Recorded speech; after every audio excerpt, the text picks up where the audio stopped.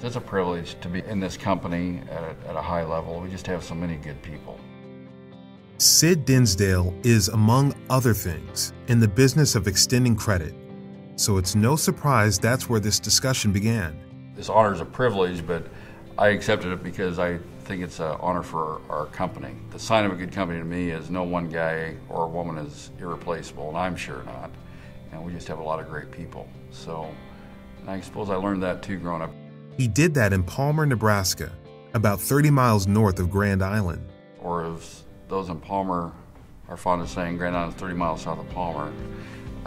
But very small town and farmland all around it, farm community. And we have a bank there, which was the original bank that started. And we also have farm ground and feedlots around there. Sid and his brother Chris spent summers working those fields and feedlots.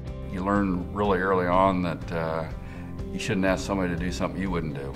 He also learned early on he didn't want to make farming his full-time career. I remember raking hay outside of Palmer, just hoping somebody would drive by so that I could wave to them. You know, I just didn't like being on that tractor for hours after hours with nobody around. So he steered toward the other family business, banking. I worked in a bank of ours in Aurora, Nebraska one summer after my senior year of high school and enjoyed it a lot. It's really cool to take a risk along with a customer and see them succeed. The Dinsdale's own success story dates back to the Great Depression, 1938. Sid's grandfather, granduncle, and some friends pooled resources and opened a bank to serve their Palmer community.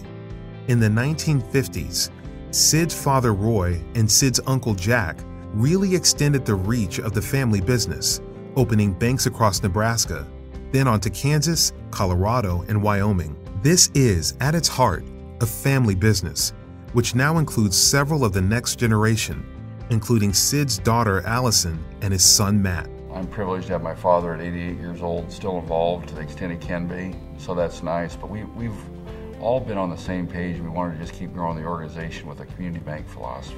Sid graduated from the University of Nebraska in Lincoln in 1975, worked for First National Bank of Lincoln for a few years, and then joined the family's Bank of Papillion, which became part of Pinnacle Bank, Nebraska. In 1994, he became president of Pinnacle Bancorp. Like his father, he's presided over tremendous growth. The company's portfolio now includes $8 billion in assets, more than 130 locations in 8 states, and almost 1,800 employees. We really believe in strength, stability, and service is what we believe in, all done with integrity. So we just try our darndest to always be honest and do what we say we will do and not give a bad surprise to the customer.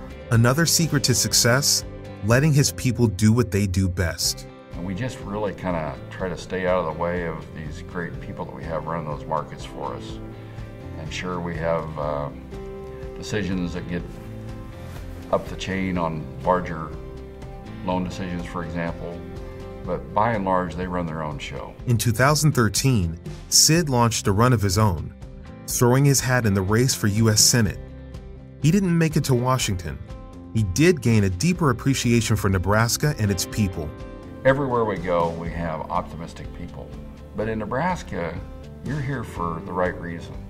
You want to raise a family, you want to have a good career or a successful business. Interestingly, this quintessential businessman is quick to tell people the most important decision one can make in life doesn't have to do with financial planning or career path. Most important, he says, is who you marry. Don has been and continues to be just a great wife, partner, mentor, advisor. Dawn, his wife of 38 years. She's just been very supportive, and I attribute our great adult children to being as they are mostly because of her. The Dinsdales have a third grown child, Paige, and 5 grandchildren, including one born just this year. God's greatest invention, grandchildren. And to God, Sid also gives credit for the man he is today. Well, I consider myself a Christian man, which came later in my life. I think that gives me a foundation for everything that I do. In some ways, it's kind of like having a boss in the sky, you know? You want to do things the right way and never have to apologize for it. Part of that Dinsdale Foundation is extensive community involvement. Sid serves on the board of directors for the University of Nebraska Foundation, Methodist Health System, and the Platt Institute. He is a governor of the Knights of Exarban and director emeritus of Bellevue University. We just think it's really important to give back to the community, not only just the check, but the time. Omaha's got this nonprofit volunteerism that is, I think, incomparable. And the generosity of a lot of folks in Omaha just can't be overstated. Pinnacle Bancorp, under his leadership as chairman now, works to reflect that generosity. I'm glad we're generous with supporting the various communities and helping those communities grow and succeed, and businesses and individuals succeed. Sid, we're glad to welcome you to the Omaha Business Hall of Fame.